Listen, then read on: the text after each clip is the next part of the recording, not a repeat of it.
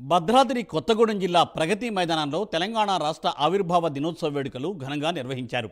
ప్రగతి మైదానంలో అమరవీరుల స్తూపానికి జిల్లా కలెక్టర్ ప్రియాంక అలా, జిల్లా ఎస్పీ రోహిత్ రాజ్ పూలమాలలు వేసి నివాళులర్పించారు.